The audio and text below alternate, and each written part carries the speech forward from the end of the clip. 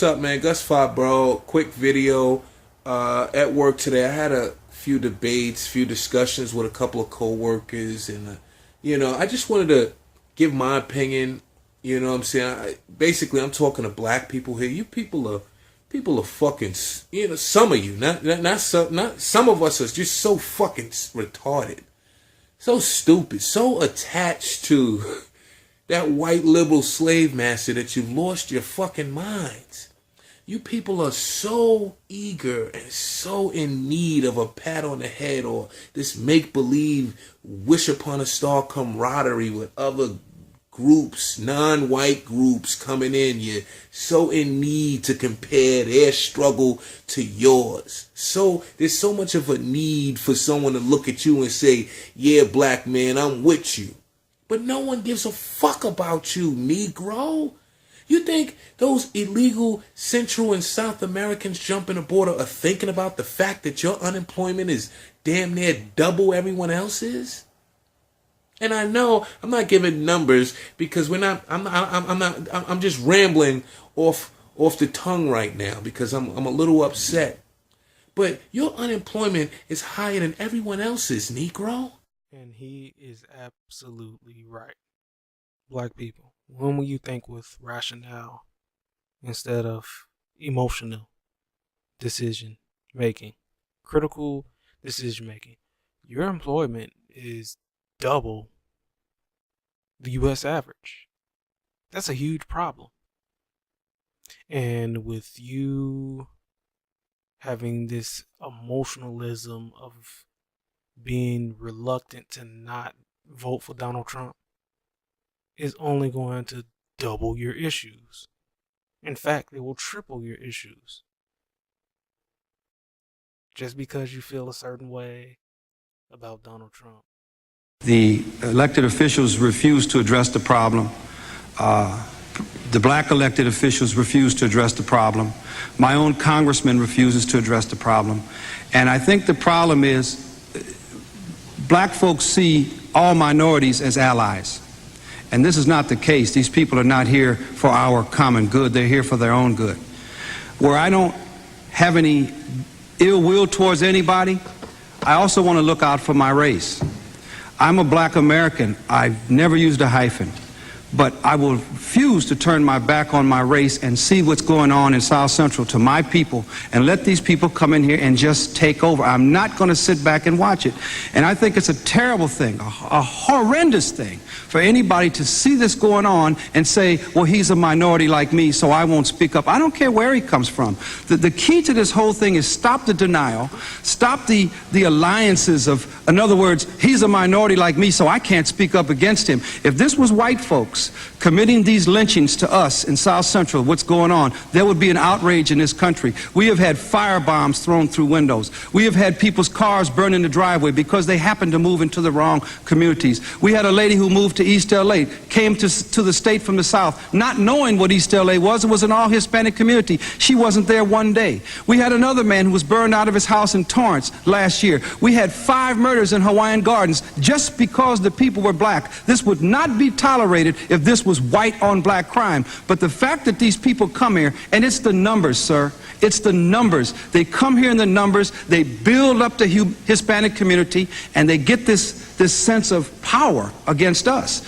And there are race riots in the schools every day in Los Angeles. It never makes the media. The black kids are being run out of the schools every day and told to go back to Africa. It never makes the media.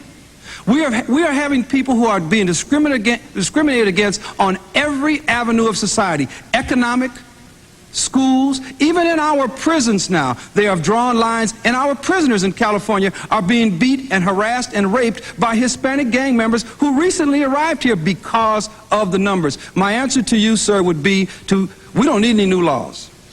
Enforce the ones we got. Now, where exactly are the billionaires and millionaires and the Mexican government to fix the social issues that are going on in Mexico as far as the drug cartel goes, the dilapidated areas, as far as the condition that the people live in down there? Where are they to be fixing these social climates in the country. It is not the American citizens' job to fix these issues. We have no liability. We have, just in general, we don't have any responsibility fixing their issues. They're supposed to fix their own issues. And what's happening is that you're seeing an increase in the southwestern states of immigrants. And even in the South, where you see the Salvadorian, Mexican, just about everybody in Central and South America immigrating to these parts of the country, and are taking jobs from you, Negroes. In which what they do is wire the money, the funds. They'll wire the funds back to their families and in the countries that they come from. And what they do, they build up their communities. But at the same time, it's a detriment to us because it blocks us out of an opportunity to reform our communities. And this is where the collision comes in. We're battling for the reform of our communities. And black folks, you have no dog in this fight. Why are we, barking for immigration? For more people to come in for our opportunity when it goes against our interests. As you've seen, that clip from the 90s in South Central has even got worse. Much of what the guy has said is still happening. Firebombing. People are being killed just because they're black. I mean, come on. We can't keep being advocates of things that go against our interest.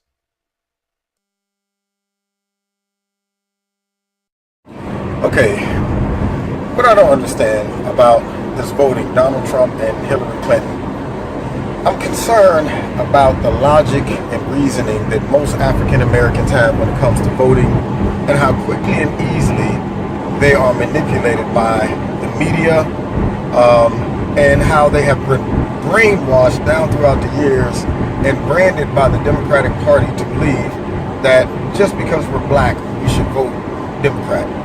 I know that black people who entertain the Republican Party takes a lot of heat just for doing that. I mean, they get called sellouts, they get called whatever. And it's amazing how a lot of the black population just throws logic right out the window. I mean, you can talk to a black person about politics and bring logic, but if you're black and you're bringing that type of logic, they call you a sellout. If you're white and you're bringing that logic, they call you a racist. And I'm going, have you read all the facts? Have you done all the research?